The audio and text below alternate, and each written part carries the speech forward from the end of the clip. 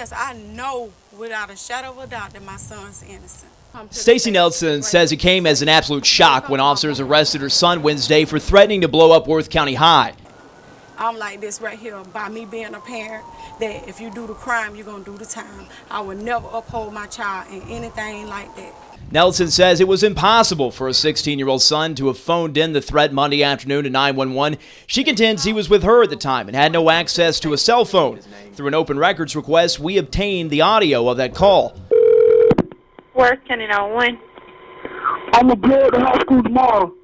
They'll be ready because it's a drunk bomb. We played that recording for Nelson, who heard it for the first time.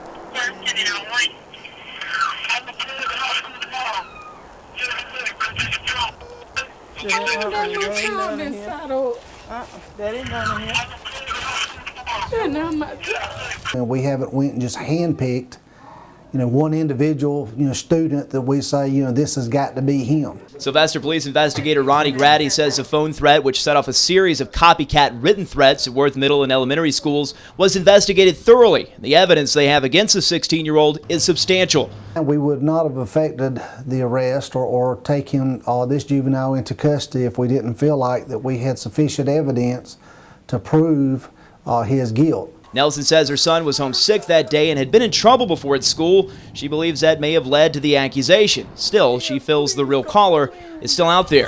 Please, so they can free my child, because he didn't do this. Because I don't, have fault or blame this mother for defending her child, and I just think, the facts of the case will present itself, in due time. I want my boy. That's what I want, more than anything else in this world. Chuck Richards' 20-year-old son Ben is in a fight for his life. The young Darton College wrestler collapsed Wednesday while on a 5-mile run with wrestling teammates. And the doctor told me that it may not end well for Ben.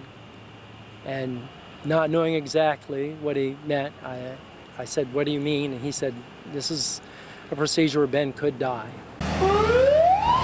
When Ben Richards was rushed to Phoebe Wednesday, his temperature was 107 degrees. Now his kidneys are in failure. As a dad, what are you thinking when you hear that about your son? It pretty much devastated me. Devastating and also hard to understand why Ben and his wrestling teammates were even out running Wednesday. Just the day before, teammate Alex Washington collapsed in the heat while training and was rushed to the hospital. Darton Athletic Director Mike Kiefer says after Tuesday's incident, changes were made in the team's practice routine. I have spoke with the coaches, and they did modify the workouts on the 2 days from day 2 versus day 1. I don't know the exact modifications. Washington remains in serious condition in CCU, but he's developed pneumonia. Ben Richards' father isn't focused necessarily on what went wrong, but instead what needs to go right for his son, and he has a request. If you're a believer, and I mean if you're a real one, you know the Lord, just pray for my boy over these next 24 hours. Those crucial hours that will determine the fate of a young man with so much to live for. In Albany, Kate Fowler, WALB News 10. It was supposed to be a senior weekend for these soon-to-be Coffee High grads, packed and ready to go to Orlando. Had our clothes, big bags. Big bags of clothes. But now they must unpack their bags, along with 41 of their classmates who won't be taking a senior trip because a school employee took them for their money. That she was collecting the money and I don't even know how she planned on getting them there. But I do know that one of our assistant principals from the high school did call Disney World, and they said that they had not received a deposit from her. According to police, 39-year-old Christy Wise, who frequently substitute taught at Coffee High, began collecting money from students back in October, promising them a trip to Disney World for $250. But when the bus didn't arrive today at Coffee High and Miss Wise was nowhere to be found, students and their parents became irate. We're going to do this, we're going to do that, but actually we wasn't doing nothing. And then this morning when we called her, she never answered the phone. It hurt because she wanted to cry. She was mad and walking around pouting about money they done just gave away or somebody done took from her, thinking, they're going somewhere. Sophia Graham holds a copy of a down payment check for $50 endorsed in cash by Wise last December. Money wasted on a trip her daughter won't get to take. I also asked my daughter to call her and ask her, how do I need to write the check out? She said leave it blank. She'll put CHS when she get there. But I went and got my check today, and I realized that Miss Crystal has signed the check.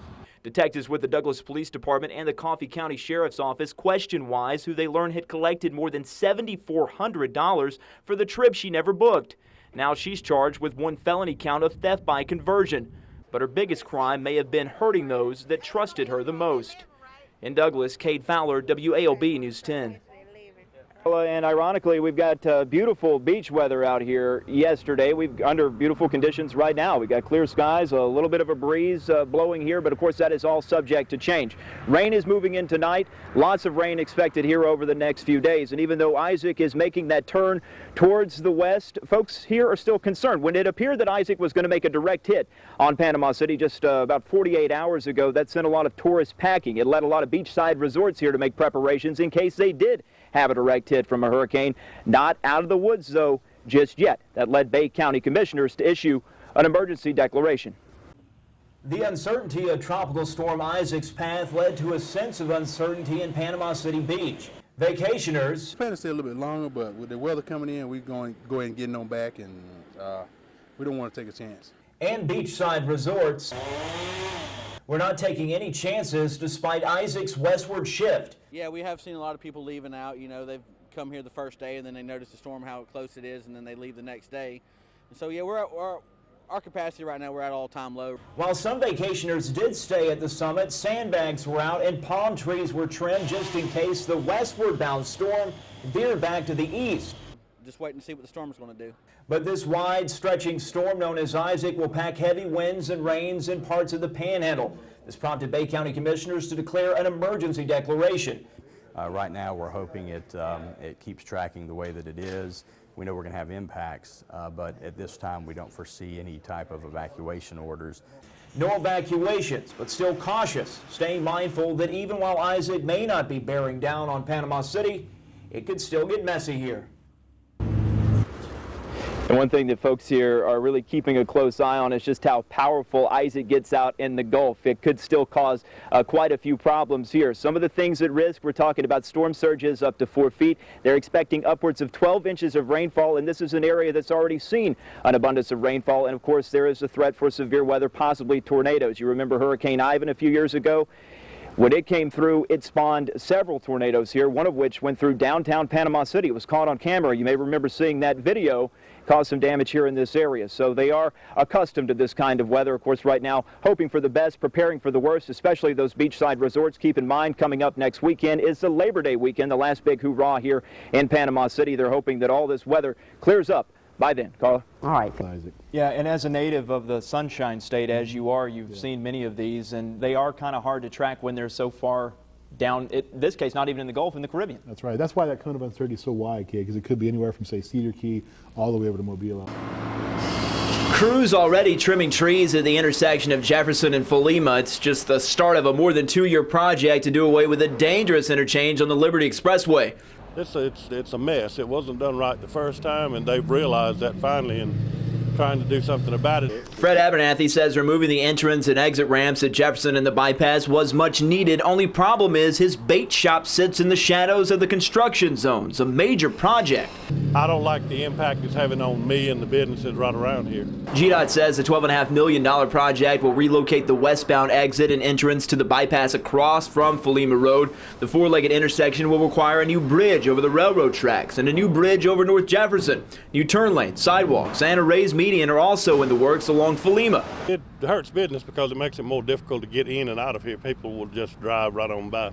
The site of many wrecks over the years, few would argue change was needed, but the undertaking will most certainly slow traffic during the height of construction. As for Abernathy, he doesn't know if he'll be in business for the next 27 years, but he hopes people will remember his bait shop will be running despite the work going on around it. Be in business, and despite this, please come by. We're going to be here, and please come by. Exactly. In Albany, Cade Fowler, WALB News 10.